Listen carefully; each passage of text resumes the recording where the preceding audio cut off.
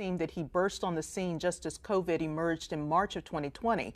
Dr. Fauci has been a leading public health and infectious disease voice and expert for more than 35 years. He was appointed to director of the National Institute for Allergy and Infectious Disease at the National Institutes of Health in 1984. In this role, he has advised 5 presidents. He led the nation in its medical and public health response to HIV/AIDS. He helped develop the President's Emergency Plan for AIDS Relief, PEPFAR, which has saved millions of lives.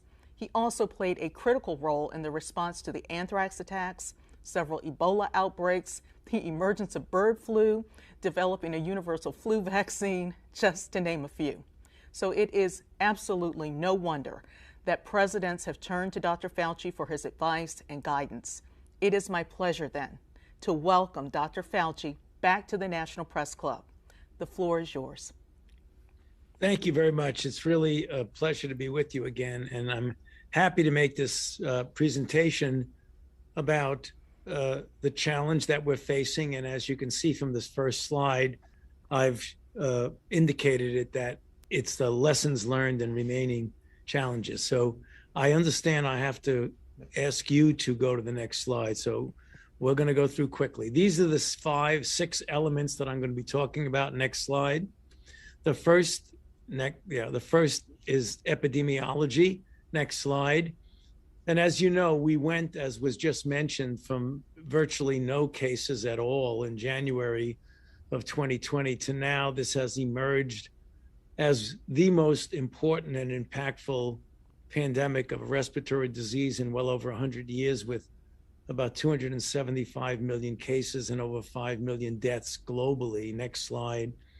In the United States, as can be seen, that we are one of the handful of countries that was hit the hardest with this, with now over 50 million cases. And just last week, we passed that very terrible landmark of over 800,000 deaths. Next slide. This has been most extraordinary, not only in the United States, but throughout the world, in having multiple major surges, as shown schematically on the slide here. And if one goes to the far right-hand part of the slide, you see we were in a late summer surge of 2021, came down, but to a baseline that was unacceptably high. And over the past several weeks, beginning in the end of October and the beginning of November, we are now on an upsurge of Delta. And I'll get to that in a moment. We have not yet seen the full impact of the very ominous Omicron variant. Next slide. Let's take a quick look at the virology. Next slide. As you can see here, this is a beta coronavirus, an RNA virus that has 4 structural gene proteins, the most important of which is the S or spike protein with its receptor binding domain, which binds to the ACE2 receptor on cells in various organs of the body, particularly the upper and lower airway, the GI tract, cardiovascular, and other tissue. Next slide. With regard to transmission, we know an awful lot about its transmissibility now because of our 2 years of experience. It's transmitted by the respiratory route, not only respiratory droplets, but also, as we've learned very clearly over the past year, by aerosol particles, with the deposition of these particles on mucous membranes. Contrary to what was thought early in the outbreak, there is much, much less transmission through contact with contaminated surfaces. In fact, very few, if any, documented cases of transmission solely by that means alone. The risk is greatest in areas with poor ventilation, but also with behaviors such as exercise, hence the danger in gymnasiums, singing, hence the danger in choirs and choruses, as well as prolonged indoor exposure. Next slide. With regard to the epidemiology and the spread, there are some very unique aspects of this particular virus. One, at least a third and maybe 40% of all patients who develop this infection never develop symptoms at all. Extremely unusual for a virus that has the capability of killing 800,000 people in the United States. Next slide. Another unique aspect is that about 60% of all transmissions occur from someone who has no symptoms, either someone who will never develop symptoms or someone who is in the pre-symptomatic stage of infection. Next slide. With regard to the clinical course, next slide, for those who do develop symptoms, the presentation is very similar to a flu-like syndrome, with the signs and symptoms as shown on this slide and the relative percentages. One unique aspect is the peculiar loss of smell and taste, which precedes the onset of respiratory symptoms and can often linger beyond the time of the resolution of the rest of the syndrome. Next slide. Again, for those who do develop symptoms, about 81% are mild to moderate and about 15 to 20% are severe and critical, leading to a case fatality rate of anywhere from 2 to 3% up to about 20% in those who require respiratory assistance, such as mechanical ventilation. Next slide. For the people who get an increased risk of severe illness, that's older adult people of any age with certain underlying conditions, particularly obesity, diabetes, hypertension, and chronic lung and cardiovascular disease. Next slide. When those do get severe manifestation, it is generally dominated by the acute respiratory distress syndrome. But as we've accumulated more clinical experience, it's clear that there are neurological disorders, cardiac and kidney disease, pathogenic processes such as hypercoagulability with microthrombi in small vessels, and a hyperinflammatory syndrome, usually in the course of the disease when it is far advanced. Children can experience a multisystem inflammatory syndrome, very reminiscent to a syndrome called Kawasaki's disease described many years ago. Next slide. There is post-COVID conditions, some that are easily explainable by residual organ system damage, and others which have signs and symptoms that last anywhere from weeks to months following the clearing of the acute syndrome and are characterized by signs and symptoms that are not explainable by a readily apparent pathogenic process. And this includes extreme fatigue, often induced by exercise, muscle aches, unexplained tachycardia, sleep disturbances, and something referred to as brain fog, or an inability to focus or concentrate one's thoughts. Next slide.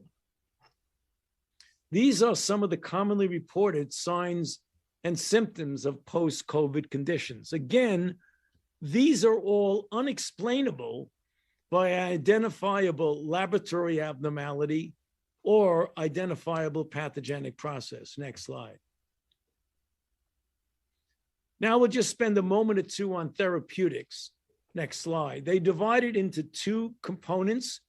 One is to treat the virus itself. We have an FDA-approved intravenously administered antiviral called remdesivir. I'll get to others in a moment. A number of monoclonal antibodies have shown to be highly effective in both treatment and prevention of this disease. And there are a number of others that are used late in the course of disease to moderate the host responses, such as the commonly used dexamethasone and a number of other products that interfere with the inflammatory cascade. Next slide. However, most recently, we have put a major effort into targeting vulnerable targets on the SARS-CoV-2 replication cycle and designing drugs to inhibit these vulnerable targets. Next slide. This slide may look confusing, but it really is simple. The big circle is a cell in the body. The small circles are the virus. When the virus enters the cell, it goes through multiple processes for its self-propagation. These are shown in the yellow highlight. One can design inhibitors, for example, of the enzyme protease, which the virus needs to replicate, or polymerase, which the virus also needs to replicate.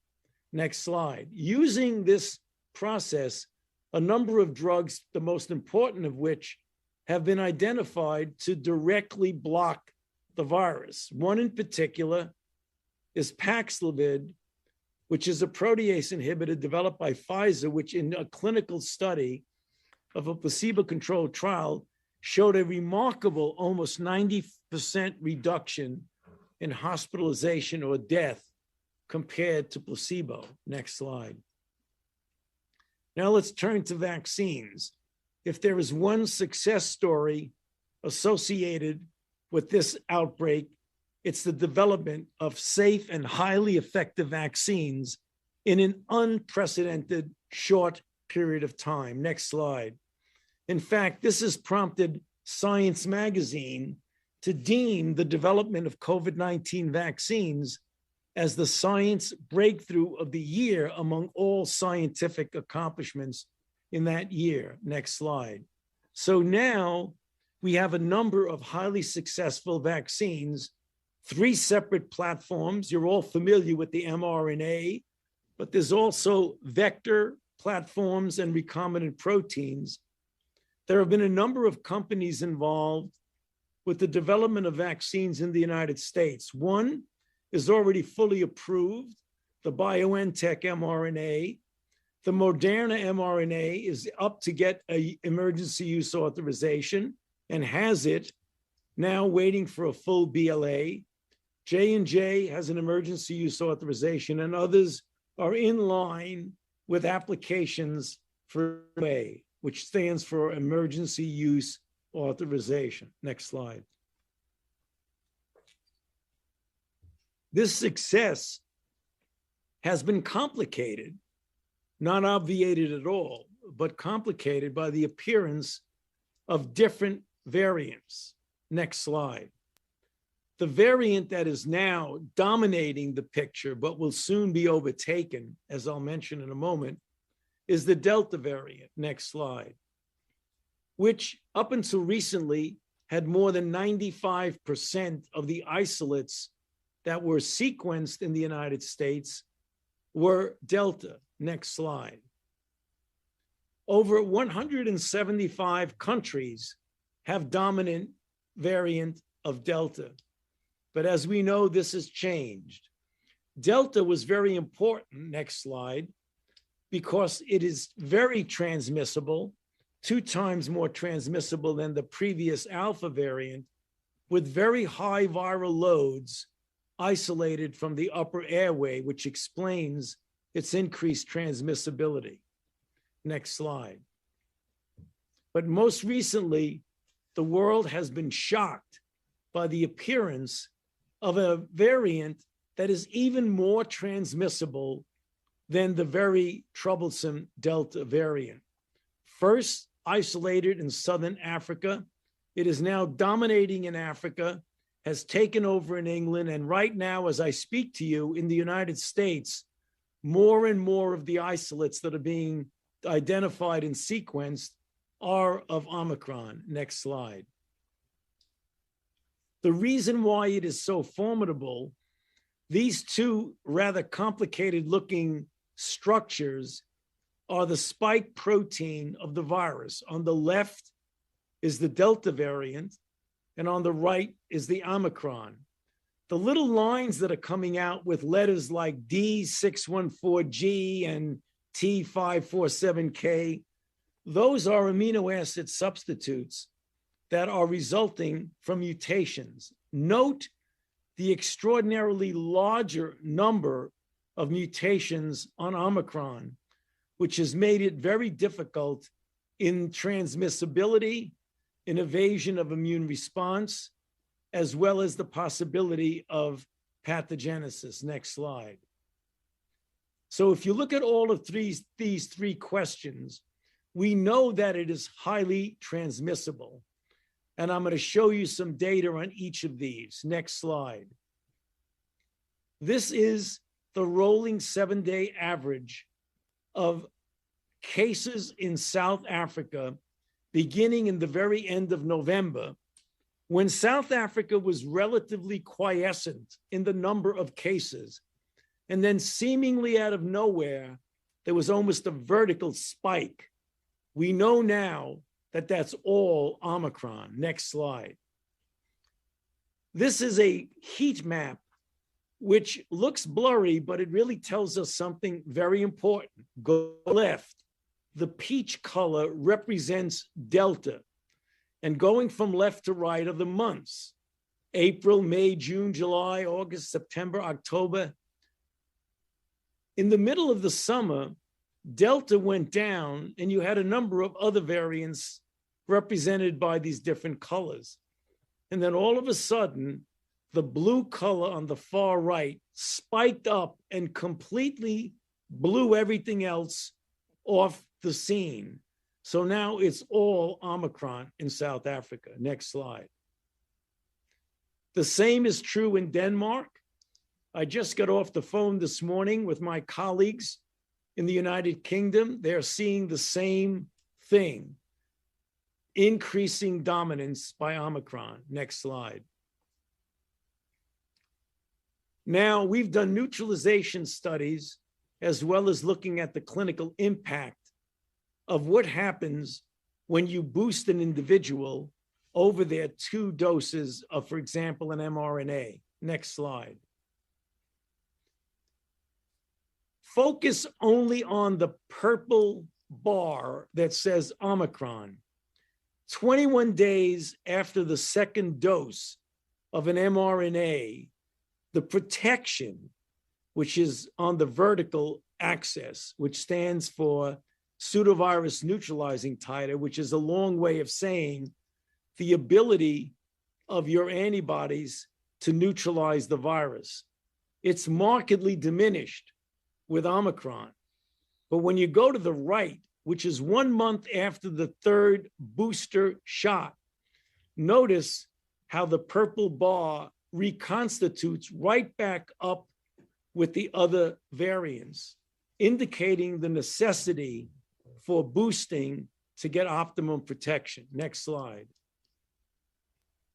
The same holds true here when you look at neutralization and what happens when you boost. You see the blue square of triangles where it says 1 month and 5 months after a 2-dose vaccine. Look what happens to those blue lines when you get the boost. The protection against Omicron goes from minimal on the left under 1 month, 5 months, to maximal on the right under booster. Next slide. The same thing holds true here when you look at 2 weeks post a dose 2. The level of antibody to Omicron in the blue shade is very low, almost undetectable. 2 weeks after the boost, it goes right back up to a highly protective level. Next slide. We've done selected clinical studies. Next slide. If you look here, the effectiveness against the virus with the Omicron wave diminishes to about 33%. Against hospitalization, it's still around 70%, but that's a very serious drop from the 93% in the pre-Omicron stage. Next slide. However, we know when you boost, you can dramatically diminish that impediment of protection. So what this slide shows you, if you look at the tan shaded line, those are people who have gotten a 2-dose mRNA without a boost. What they're measuring is the hazard ratio of getting a significant mortality. On the blue line is what happens with the boost. It almost brings down to undetectable that level of mortality. Next slide. and showing here the same thing. When you look at the red circles, the Omicron, it goes way down after the second boost. But look on the far right, after the booster shot, it goes right back up, comparable to the Delta. Next slide. So what's the bottom line of what I've been telling you about Omicron? It compromises the effects of a 2-dose vaccine against protection of overall infection, but you still maintain some protection against severe disease.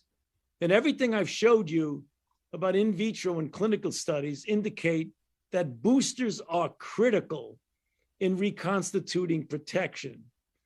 And our booster vaccine regimens work. And we don't think there's a need for a variant-specific booster. And that's the reason why you hear me and my colleagues speak so often about the importance of booster shots. Next slide. So what about the risk of Omicron superimposed upon Delta? Clearly, as shown on the left, the unvaccinated have a high risk. But as you go from fully vaccinated to fully vaccinated plus boosted, you can see the risk of severe disease becomes extremely low compared to the unvaccinated. Next slide. And so what is the end game for as we enter 2022 and beyond? Obviously, we're not certain of it, but next slide. If you look at the different phases of an outbreak, from the bottom up, we're never going to eradicate this. We've only eradicated one virus, and that's smallpox.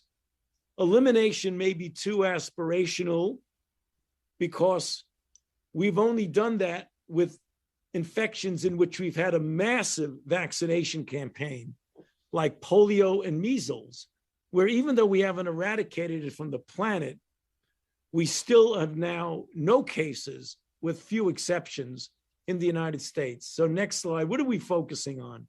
We're focusing on control, namely a level of infection that isn't zero, but that with the combination of the vast majority of the population vaccinated and boosted, together with those who've recovered from infection and hopefully also boosted, that we will get a level of control that will be non-interfering with our lives, our economy, and the kinds of things we would do, namely to get back to some degree of normality. The only way we're going to get there is if we do what we've been recommending very repetitively and intensively: vaccination, booster, mitigation with masks in congregate settings.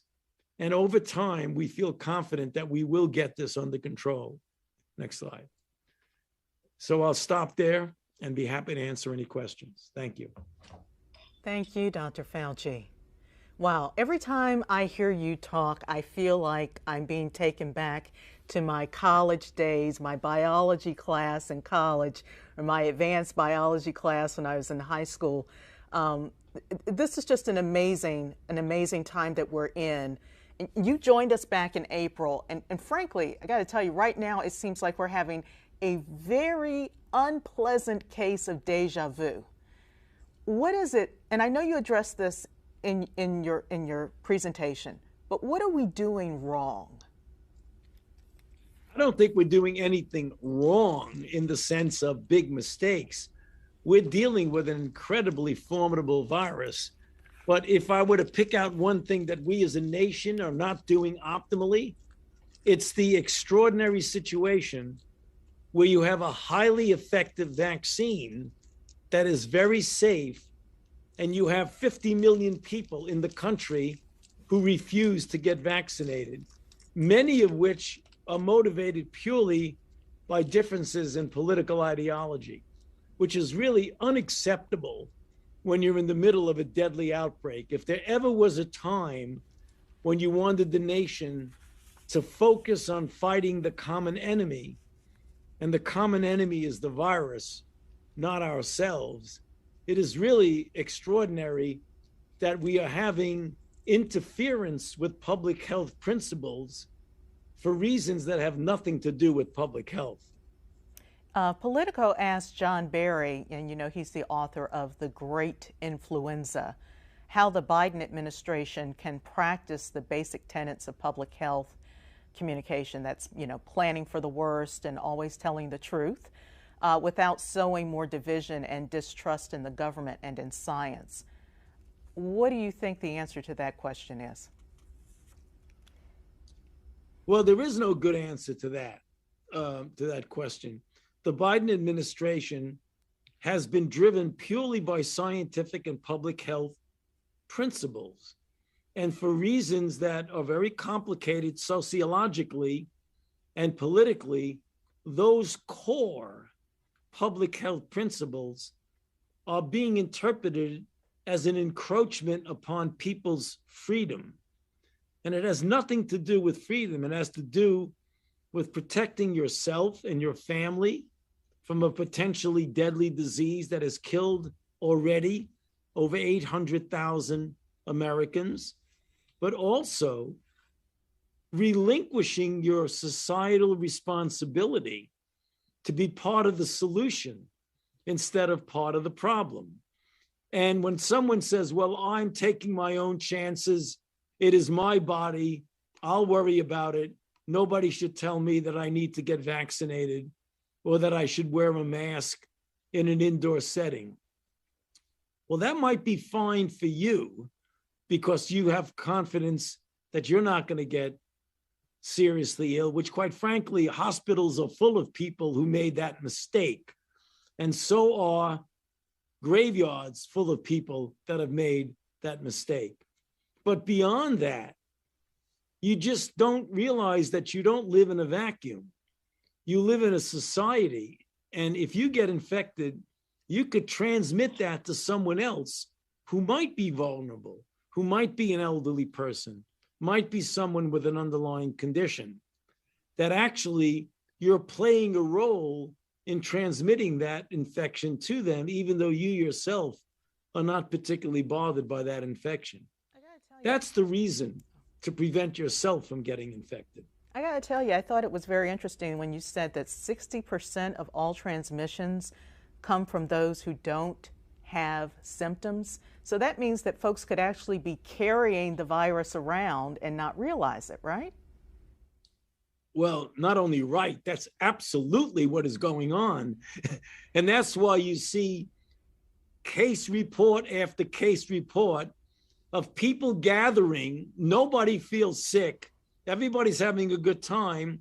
And 50% of the people get infected just from that gathering, because clearly there was one or more person in that gathering who had no symptoms and had no idea that they were infected, which is the reason for wearing a mask when you are in an indoor congregate setting and you do not know the vaccination status of the people in your environment.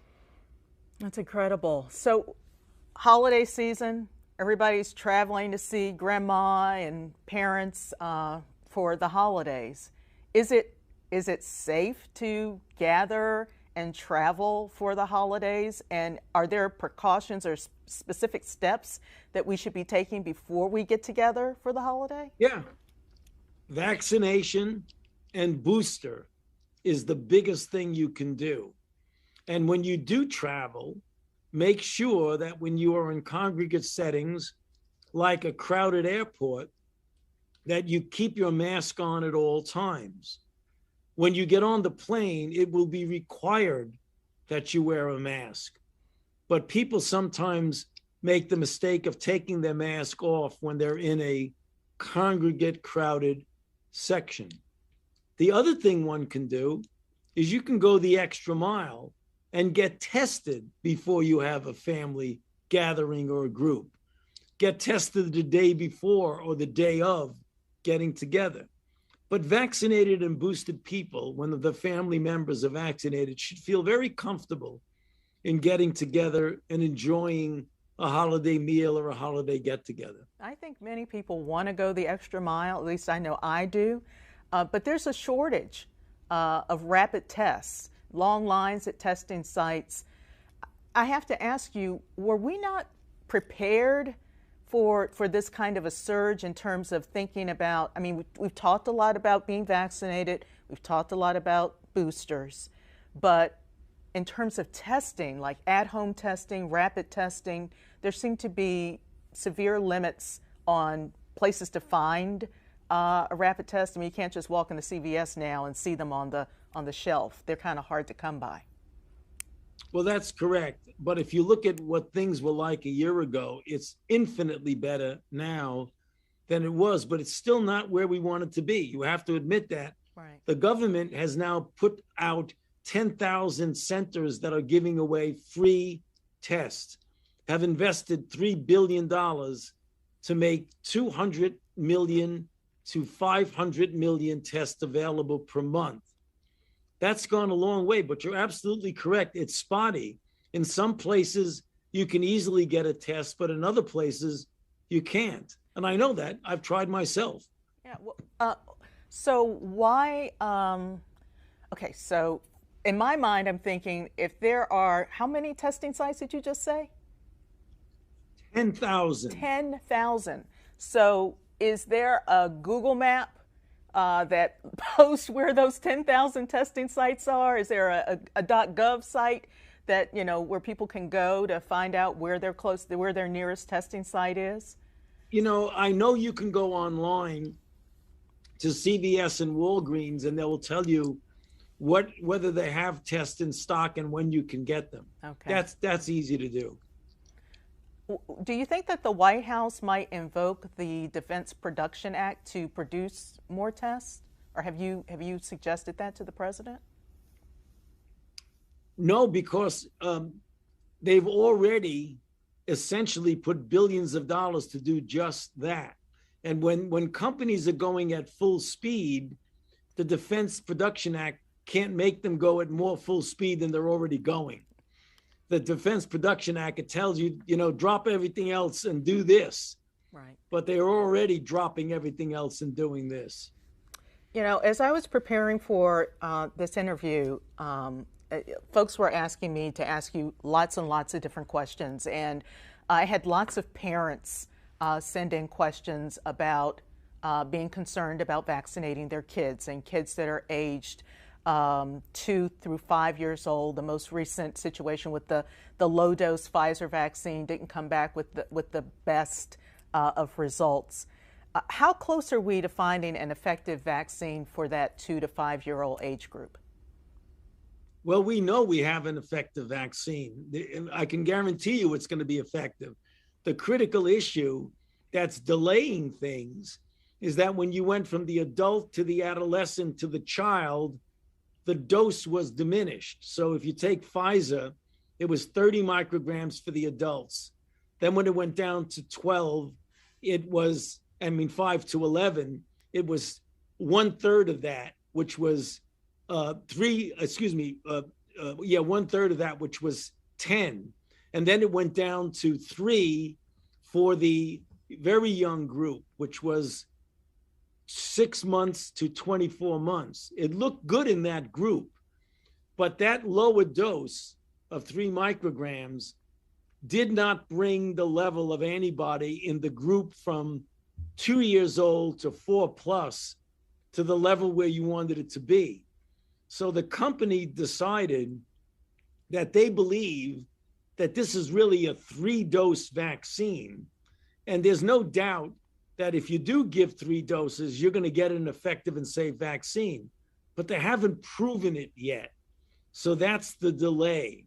So that's the reason why I say we already know that this is going to be effective, but you've got to prove it that it's safe and effective at a certain dose.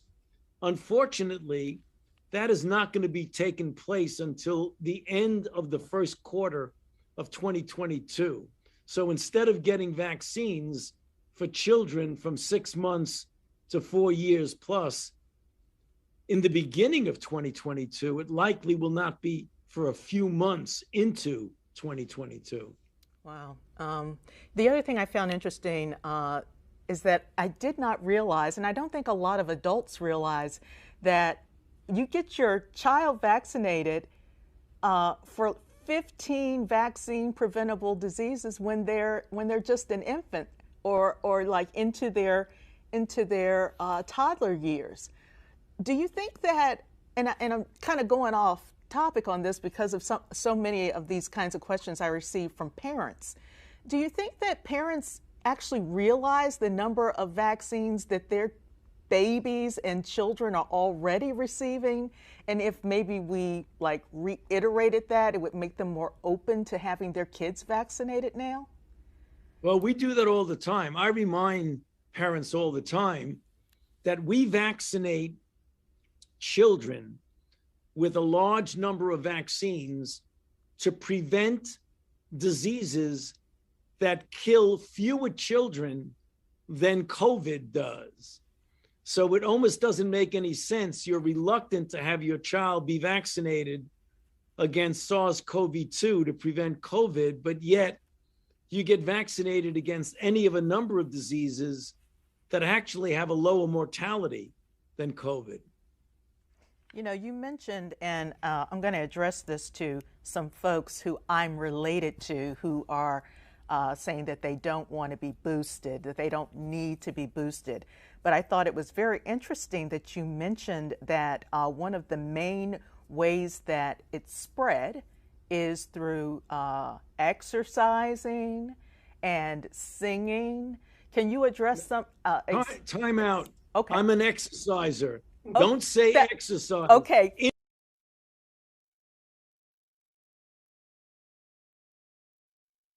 In a gymnasium. In a gymnasium, yes, in a gymnasium. Okay, so you know that, and what other common things that we're doing that increase the spread of the virus? Yeah, I mean, it's very, very clear. I mean, is it being in a gym, and the reason is that there are studies that have been done. If you cough and sneeze, you put a lot of virus out. But since most people are without symptoms who spread it, apropos of what I told you about the 60%, right, the louder you speak, the more you sing, the more you get out of breath when you're in a gym and there's closed space as opposed to outside. That's the reason why exercising in a gymnasium is an increased risk. Singing in a chorus or a choir inside without masks is kind of tough to sing with masks on. So you take your mask off and that puts you at a higher risk. So those things are well documented. What else, though, besides that? Is there anything else that we commonly do that is potentially leading to more spread? No, I mean, I think just poor ventilation is the critical issue. That's the reason why you hear us talking about if you can do something conceivably outdoors rather than indoors, do so. That becomes progressively more difficult when you're going into the dead of winter. I mean, in the fall, when you had warm days, you could actually do that. But now it's going to be tough, particularly if you live in the northern part of the country, to be able to do many things outdoors as we get into December, January, and February. I know you addressed this in your presentation, but if you can just once again talk about what it is that makes the Omicron variant so much more contagious, and address how much more contagious it is than Delta. And if you can it in a very layman's sense, because I'm getting questions from folks who aren't quite following some of the presentation. Okay. The part of the virus that binds to your receptors in your nose has a thing called the spike protein. It sort of sticks out like this, okay? And it binds to your cell. The mutations in that spike protein that Omicron has makes it much more readily binding to the receptors in your nose and in your throat and in your lung. So it's configured that it's much more efficient, that when it spreads and gets into your nose, it sticks to the receptor and infects you. That is the reason. So here is the virus. Right.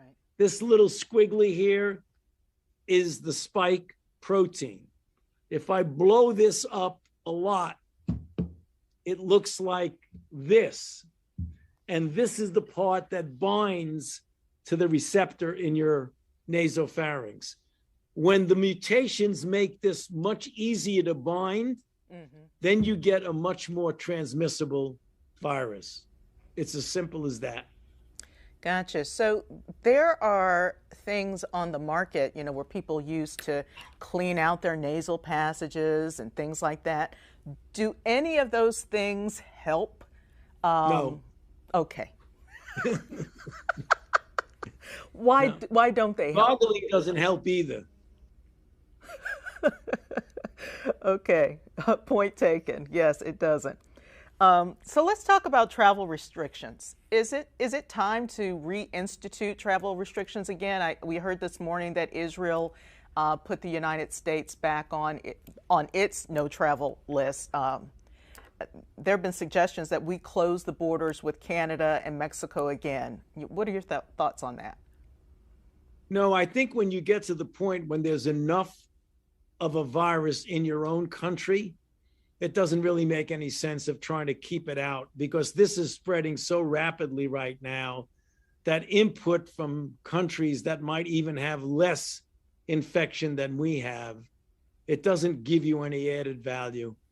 In the beginning, if you want to buy some time when you have very little, if any, in your own country, which is what we did with the Southern African countries, to give us a chance to regroup and figure out what was going on, that made sense. We likely are going to pull back on that pretty soon because we have enough infection in our own country, and we're letting in people from other countries that have as much or more infection than the Southern African countries. So likely we are going to look at that very carefully, see if we're going to pull back on that. So why does the United States have more deaths from coronavirus than any of the other countries in the world globally? Well, there's a lot of reasons for that. One is that we have somewhat of a fractured healthcare system. It isn't uniformly accessible. We have a great disparity. Brown and Black people, for any of a number of reasons, don't have access, have underlying medical conditions more so than others that leads to hospitalization and death. We don't see that in countries like Denmark or in other Scandinavian countries, or even in countries like the UK, which have a very uniform healthcare delivery system. So what do we do to overcome that? It's going to take decades. We've got to straighten out our healthcare delivery system, and we've got to get rid of the clear health disparities that we have among minority populations. What might an end to the pandemic look like? Well, as I showed on the last two slides, it's not going to be eradication, and it's likely not going to be elimination. It's going to be a level of low level of infection that really doesn't interfere with our way of life, with our economy, with our ability to move around in society, with our ability to do things in closed indoor spaces. We will get there. I hope it's in the next several months. I never predict, because you never can get it right with this unpredictable. And sure enough, somebody will come back and say, you said this in December and you were wrong. So we don't know. We don't know. Okay. Do you think that the virus, I mean, you kind of answered this, but is it just going to hang around and be seasonal like the flu, and we'll be getting, boosters like for the rest of our lives? Or we don't know. I don't think we can say that. It is possible that the third shot boost of an mRNA and maybe an additional one might give you a level of immunity that's durable. Right now, we know that 2 shots, the immunity goes down after 6 months or so. It's not durable. We don't know how durable that third shot booster is going to make it. And we'll just have to wait and see. Okay, I have a question from a woman. She is asking, can the vaccine for the virus bring on early menopause or delay it in women? No. No. Okay. No. No. Yeah. All right. We don't need a big explanation for that. It's no. Well, that's good. That's good. So the president is set to address the American people tomorrow, and I know your team briefed him this afternoon. Can you give us some insight into what we might hear from President Biden tomorrow? No, because I don't want to get ahead of the President of the United States. Be patient and you will hear what he has to say.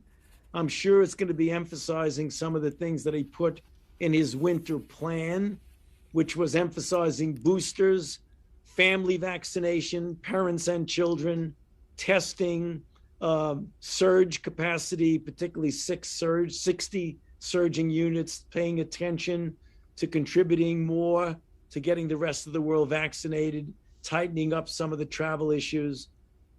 That's going to be in there, but he's going to give a lot more. So stay tuned tomorrow and you'll get it from the president. Okay.